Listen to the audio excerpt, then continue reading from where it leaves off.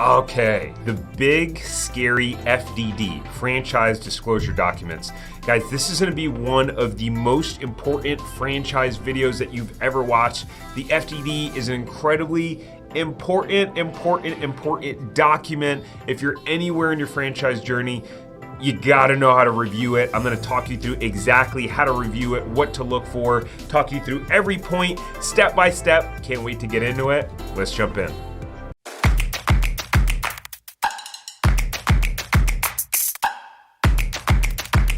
All right, so this is probably one of the most important franchise videos that you ever watch. The FDD. Okay, the FDD, I'm gonna explain it in a way that's super simple, easy to understand. Make sure you follow along. Make sure you watch this video in its entirety, because if you're watching this video, you're meant to watch this video and you need to watch this video. So don't be lazy, go through the whole thing and watch it, because I'm gonna cover every item line by line of the FDD, or item by item in the FDD, so that you can understand it and make sure you do the proper due diligence and don't squander away your money and you make a great financial decision. Now, if you wanna follow along, I did a blog that is what I'm using in order to make this video. I'm just going even more and more in depth. So if you want to be able to reference something for later on, I'm going to leave a link in the description below to the FDD blog post that I did that explains all the details. You can just go to TarekJohnson.com and find it, but the specific link for the blog will be down below. And by the way, if you're new here, my name's Tarek Johnson. I wind up building a multi-million-dollar franchise business, owning franchise locations in multiple states. I built from scratch, I bought and sold locations. So I'm coming to you with having knowledge about the franchise process. I also coach people through the entire franchise process as well. So to jump in, what is the FDD? FDD stands for Franchise Disclosure Document. So basically, it is a legal disclosure document that's required by all franchisors in the United States to have, and it's done in a uniform way. Each FDD is regulated by the FTC, the Federal Trade Commission. All franchises are regulated by them. Franchise disclosure document is a standardized legal document that has 23 disclosure items. We're gonna go over all 23 in this video. Now, first, here's one of the things I want to point out is that a lot of times people reach out to me and they're nervous about signing for receipt of the FDD. At some point in your stage of talking to a franchisor, you're gonna get to the FDD process. They're gonna say, hey, we need you to sign this document saying that you received the FDD. And people get nervous, they think they're signing the actual franchise agreement and making a commitment. You're not. The franchisor is required to have a document from you saying that you signed, that you received the FDD at least 14 days prior to signing a franchise agreement. So what that means is if you delay in signing for a receipt saying, hey, I got the FDD, I got the franchise disclosure document, it's in my possession, and then 3 days later you want to sign a franchise agreement, you can't. You got to wait 14 days. That's there meant to protect you. It's like a cooling off period to make sure that you had enough time to be able to go through and do the proper research to make sure that it's the right decision for you. Now, there are some really important sections that kind of stand out more than others in the FDD. Those items are item 1, item 7, item 12, item 15, 19, 20, and 21. With that said, they are all important. They're all important because it's a legal document, it's a disclosure document, so they're all important. So seriously, do not get too excited about a franchise and not review the FDD thoroughly and wind up pulling the trigger on a franchise. I have so many people that I talk to, reach out to, that they like, I have a lot of clients. I have clients that wind up hiring me to help them review a franchise and go through the due diligence process to make sure they're making the right decision. I had someone recently, and they came to me, they hadn't even done their full review of the FDD. They hadn't gone to discovery day yet, and they're like, we're pretty sure we're gonna go with this franchise. And I'm like, well, why are you reaching out to hire me then? I mean, if you already made your mind up, then one, that's a mistake. That's the advice I'll give you. How could you have made your mind up if you haven't done your review of the FDD, if you haven't gone through discovery day and asked the tough questions? that's when we get jaded by our emotions and what I call confirmation bias. But anyways, let's get into the video. Item number one. Item number one's pretty basic. It just tells you about the franchisor, their affiliates, their predecessors. So it's good to know the history behind the franchise and who they were. Could wind up leading to some red flags. More times than not, it's pretty standard. Just kind of tells you more about the franchisor and who their affiliates are and how long they've been around. Item number two, it talks about business experience. So it lists the top executives of the leadership team of the franchisor and the franchise company, what their backgrounds are. This is key because at the end of the day, what often drives the success of a business is the leadership team. It's the people at the top that make the decisions. Yes, the other employees in the business and the product and the branding and the operations, all those things are important, but who makes those decisions? Who gets to decide the direction of the company, the staff and the team that's hired? It's the people at the top. So when you're looking at a franchise, you want to look at the people, who's running the company, who's making decisions, what other companies have they been involved with? Do they have a great track record for making decisions, or were they involved in companies that were a flop, or are they new to franchising? These are important things in the decision-making process. Now, item three is litigation. Generally, it's going to list any lawsuits, litigation that happened in the last 10 years, specifically around franchising and around state agencies that may regulate franchising. Obviously, this is important because you want to know if the franchisor is getting sued. If they are getting sued, what were the details of the cases, what happened, and is this really a company that you want to go into business with, especially if there's a bunch of lawsuits. Item number four talks about bankruptcy. So it talks about if the franchisor or if any of its predecessors or members or management team have previously filed bankruptcy. So I think that one's self-explanatory. If they filed bankruptcy before, well, that's obviously a red flag and something that you'd want to ask about. Item number five talks about the initial fees. So these are about the various fees that you'll be required to pay to the franchisor. You'll see things like the one-time initial franchise fee, which you want to get a sense of what that's like. And if you're reviewing multiple different franchises within the same space, some franchises will charge lower franchise fees and some will charge higher, and that's something that you want to compare. Item number six talks about other fees. So a lot of times it's going to have different recurring fees that you're going to have to pay to the franchisor, things like royalties, marketing, technology fees, software fees. It's important that you understand these fees and take a look at them so that you get a sense of what you're going to have to pay, not just to the franchisor, but other fees that you may be paying in your business. Why are fees important? Well, fees impact the profitability or lack of profitability of your business. So make sure you have an understanding about the fees. If you have a question about them, don't wait till after you sign the franchise agreement. Go through and make them explain them line by line if you need to, and find out which fees are optional, which fees are not optional, but make sure you have an understanding around fees because it's gonna impact the profitability of your business. Item number seven, the estimated initial investment. This is so key. In item number seven, they're gonna list a range of what that franchise, the total initial investment that it's gonna take in order for you to get your location open. So that's going to be inclusive of the ongoing fees, the one-time fees, all of those different things. So as an example, if the range is listed from $250,000 to $400,000 to get a franchise open, well, that's a huge range. That's going to impact a lot of decisions for you. What sort of access to capital do you have?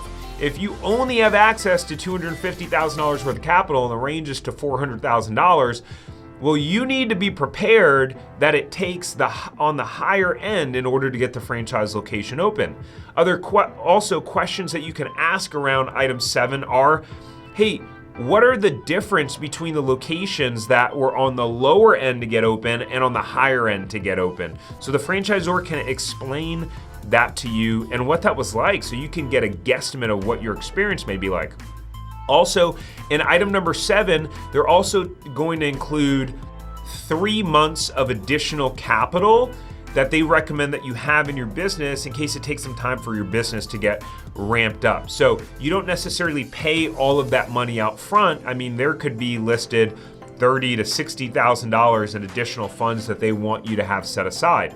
In my wife and I franchise business, the very first one we opened from scratch, we got our business open and profitable in less than 60 days. So that really wasn't a factor for us. And if you want to learn how we did that, I have a free blueprint on my website, tarekjohnson.com, called my 7-step blueprint to business profits in 60 days, where I go over exactly A to Z how we got our business profitable and what it will take for you to get any business profitable in any industry at any time. Make sure to get it totally free, and it'll provide a lot of value to you. All right, so item number 8. Item number 8 talks about restrictions and sources of products and services. An important part here is that you can't sell whatever you want. So if you're looking at a franchise business, you have to sell their products, and oftentimes they can tell you exactly what products that you can sell or exactly where you have to buy them from. Specific suppliers, specific brands.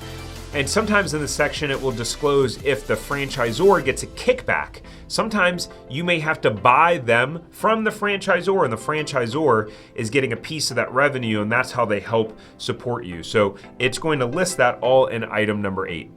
Item number 9 is going to talk about the franchisee's obligations. So it's going to talk about your rights as a franchise owner, things like renewals, non-compete, confidentiality agreements. So this is important. Go over this section. If you think, okay, well, I'll own this franchise business, and if it doesn't work, I'll just close it, run it as my own independent business. You can't do that. Usually there's going to be a non-compete, or else everyone would do that, right? They'd start it out as a franchise business, build up the brand, and then just have similar products and use their own name. You can't do that. Usually there's strict rules around that. So make sure you go through that section and look at it. Also going to talk about your termination rights under the franchise agreement as well. Item number 10 is pretty simple, financing. It's going to talk about whether the franchisor provides financing or not. 9 times out of 10, franchisors do not provide financing. Sometimes you may get lucky where the franchisor does. If that's the case, well, you still want to look at what all of your other financing options are, but that one's pretty straightforward.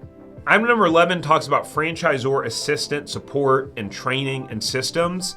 This is really key because in this document is where it's going to outline what legally they have listed, the ways in which they're going to support you prior to opening your business. And once you open your business, it's going to go line by line and tell you exactly how they're going to support you. It's also going to talk about how the franchisor may require to use certain systems and how they have access to your data, which is generally pretty common. So most people buy into a franchise for the support. That's part of it. The support, the training. So go through it. See what it is they say, how they are going to support you, and if that's what you're looking for, and if there are any gaps or misconceptions that you may have. Item number 12, territory. Man, this is a big one. This is a controversial topic in the land of franchising, because in this section is where it's going to detail the radius or area that a franchise can operate their business in, and also disclose if other franchisees or even the franchisor can compete with you in that territory. I will tell you what, in the franchise that we were in, we did not have a protected territory. Now, just because you don't have a protected territory doesn't mean the franchisor is going to screw you over and open one up themselves or have someone else open one. In our case, I remember with our franchise, the one that we had in California, which we've now sold, but there was a point where someone was looking to open up another one within about 5 or 10 miles from us. And the franchisor called us and said, hey, someone is possibly looking at opening a location there. Do you feel like that would impact your business? What are your thoughts on that?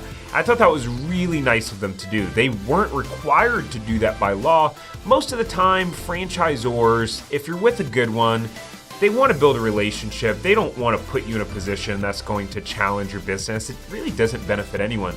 Sometimes when you have these bigger franchise concepts, though, they really don't care. They're all about churning out as many locations as possible. Subway is a franchise that was known to do this. I mean, they had them on almost on every block.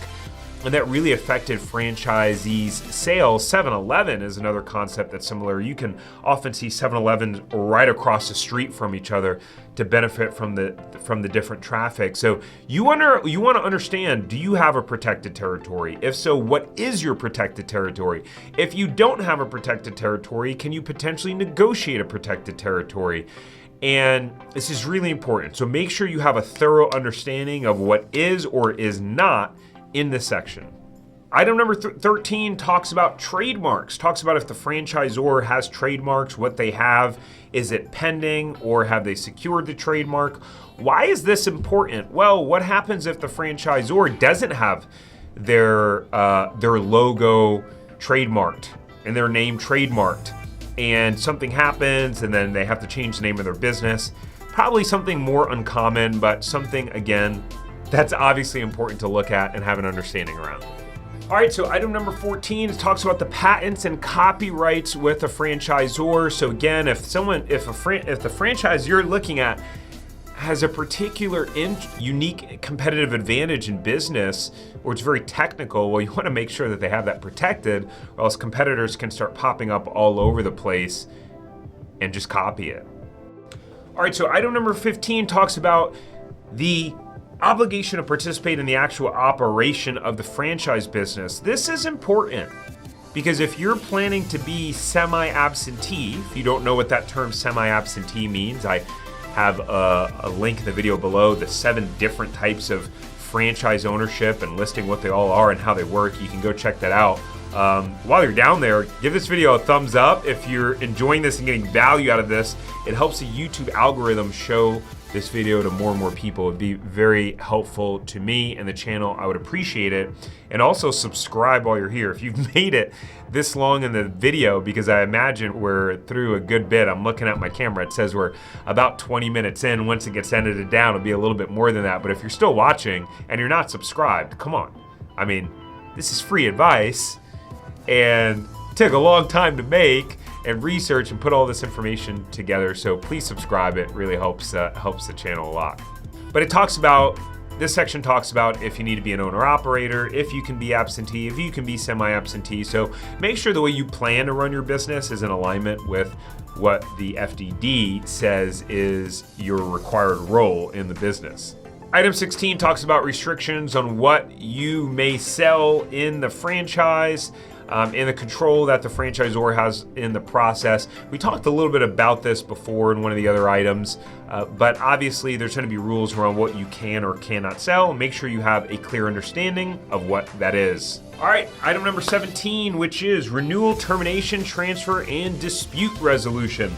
So in this section, it's going to talk about franchise renewal. Some people don't even realize that typical franchise terms are 10 years, and then after 10 years, you have to pay another fee, a renewal fee, to continue your franchise agreement. And sometimes those renewal fees can be cheap.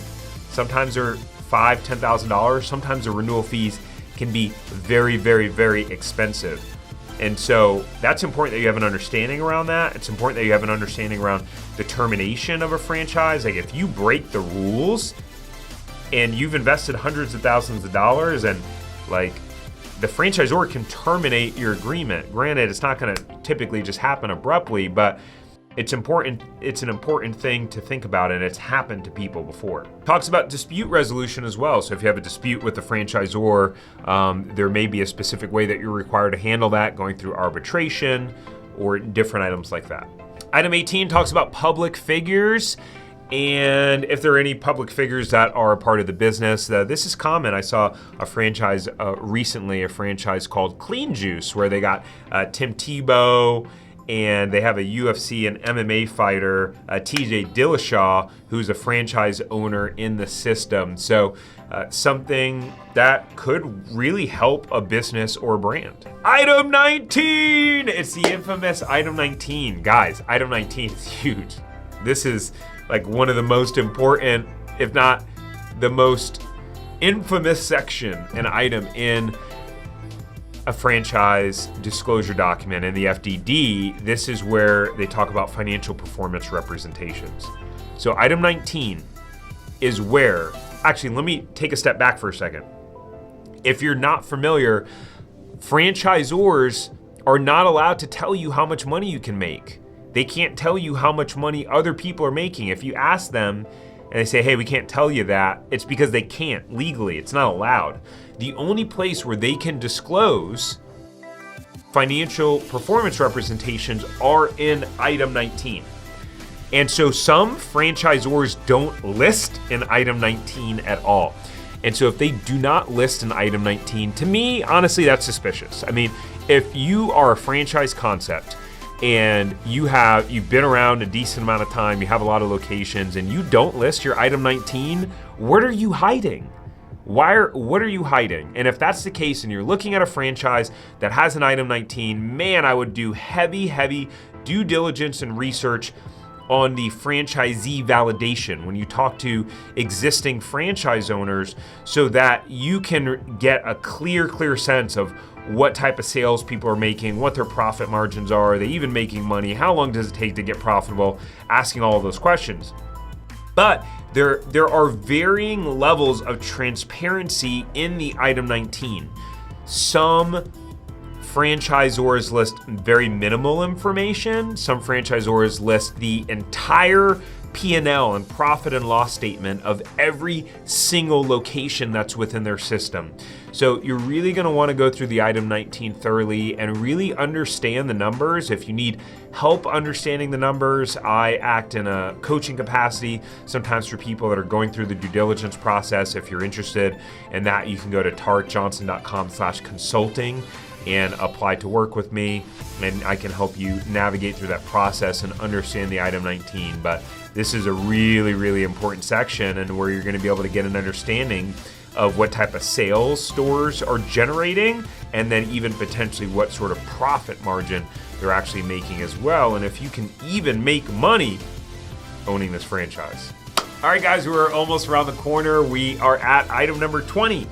Item number 20 contains outlets and franchisee information. So it summarizes the 3-year history of the franchisor's corporate-owned locations, if they have any of the corporate-owned locations. It summarizes the outlets that may have been open, closed, transferred, terminated. This is going to give you powerful insight, right? Is the franchise system growing? Have they been opening new locations? If not, why? That may be a red flag. Why are they not growing? Do you really want to go into a franchise system that's not actually growing their system? And how many have been transferred, which is, how many locations have been sold and then those agreements get transferred? How many locations have closed? Take a look. Are they closing a lot of locations? Have they closed any locations? If so, why? What were the reason why some of those locations closed? And if there are a lot of locations closing, that could be a red flag as well. If there are very little amount closing and a lot opening, then that's something that could be a very positive sign. Also, item 20 is also where it's going to list the franchisee information. A lot of people don't even realize that as they're going through the franchise validation process, generally that section is going to list all the franchisees' information. You can call them, you can email them. They may be challenging to get a hold of, but just because a franchisor only gives you 2 or 3 names to do franchise validation with doesn't mean that you can't go in the FDD, find other people's information, and call them. So that's a really helpful section to really help you get a really thorough understanding of how the franchise concept's doing overall. Item number 21, financial statement. So this is going to list the financial statements for the franchisor, the overall brand, and tell you what their assets are, their income, their profit. You're going to get an idea of how strong financially or how weak financially the franchisor system is. Take a look at that, review it. If you don't understand it, ask the franchisor to go through and explain it to you so you can get an idea of how strong or weak they are financially. Are they going to be able to be around and survive any sort of economic downturns if they happen? Are they going to be able to provide you support and invest in the growth of the brand and franchisees? That's going to give you the idea there. Item 22 is going to talk about contracts that are attached to the FDD. The most standard one is the franchise agreement. The franchise agreement is going to be a part of the FDD. So take a look. The franchise agreement is actually your legally binding agreement and document that you're signing. So take a look at that, start reviewing that. Generally, it's helpful to have an attorney take a look at that, although there may not be anything that can be changed within it, but at least you'll have a clear understanding of what's in it and how it may impact you down the road. And item 23 is receipts. It's basically just the receipt of you acknowledging that you received the franchise disclosure document. We talked about this before earlier in the video. So we made it through 23 items in the FDD. If you've liked this video, drop me a comment. Let me know what your thoughts were. Was it helpful? What questions do you have about the FDD and that overall process and questions to ask? Guys, this was a massive video to make. I hope it's provided as much impact and value to you as I hope it would. Make sure that you subscribe to the channel, and I look forward to seeing you on the next one.